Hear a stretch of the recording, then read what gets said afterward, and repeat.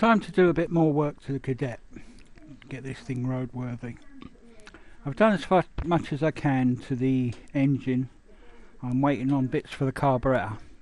The top of the carburettor is missing and no throttle cable, which I shall make anyway, but time to get on with the rolling chassis.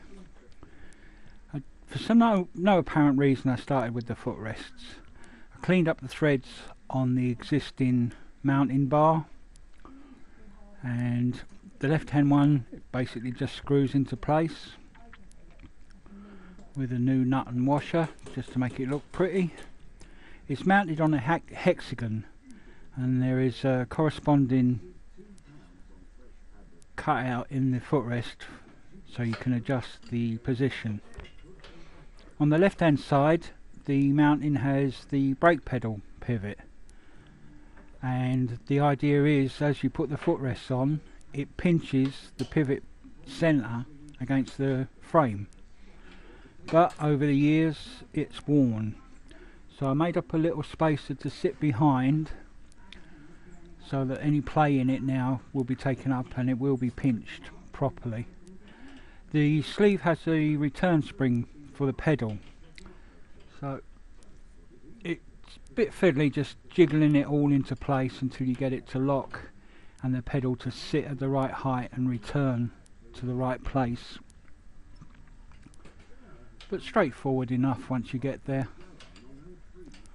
As you can see here, I'm pushing the footrest in, just checking where the return point of the pedal is. It's a bit sticky, I'll have to sort that out. Probably congealed grease again.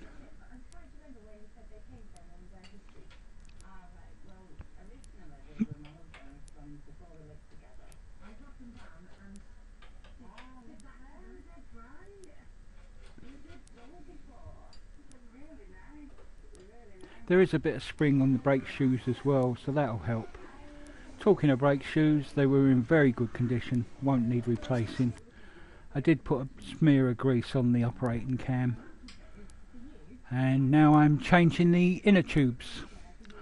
I do this as a matter of course because obviously tyres you can look at and pass judgment, but inside you can't tell. And if you're going to go to the bother of taking the tyre off to have a look, you may as well replace them anyway, they're not that dear. In this case it was warranted.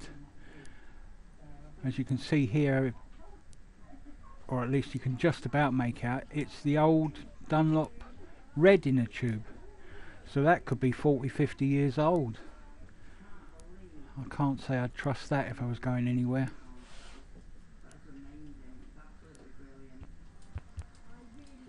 Anyway, new inner tube in, a few pumps with a tyre pump just to get it inflated. I'll sort out the tyre pressures later.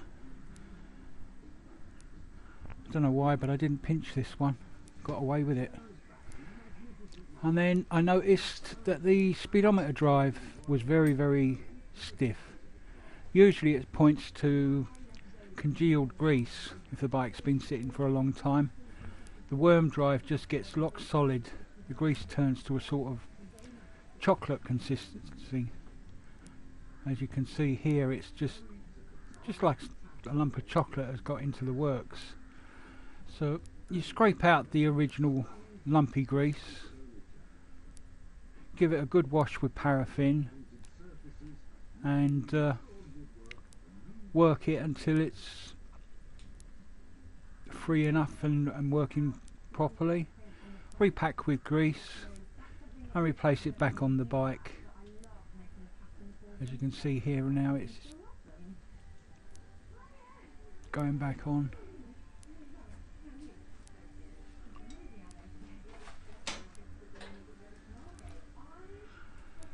The back wheel was located with washers by someone else previous to me. I'm not a great fan of that, so I put on the chain guard here and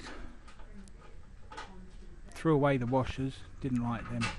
I can't see how you'd be that lucky that you'd find two washers back to back exactly the right thickness for your tyre or your wheel to align in the forks.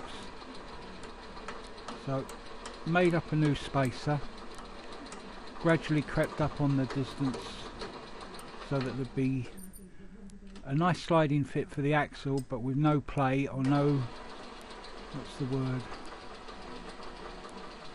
no tension on the, no, not tension, that's the wrong word, no distortion on the fork legs, be it compression or tension. That's it, that was it.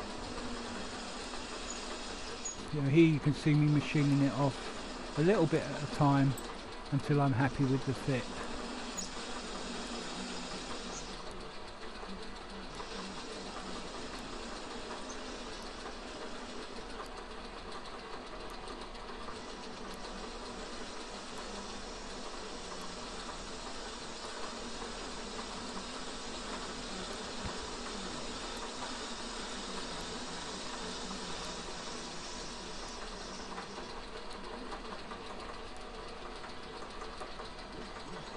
This may take a couple of attempts to get to the point where you get the fit right.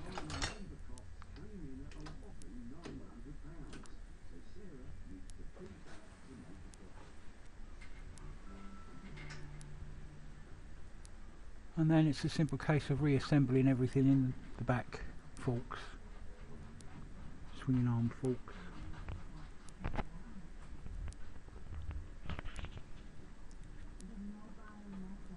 Making sure the wheel's central in the forks, of course.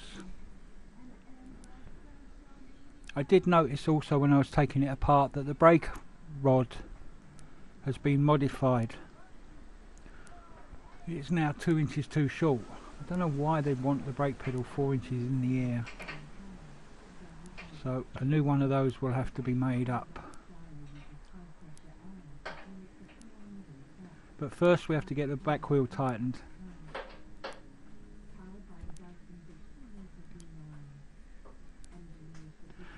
In this particular application it's not a pull-through axle, it's a rigid axle that's tightened up with a nut on each side.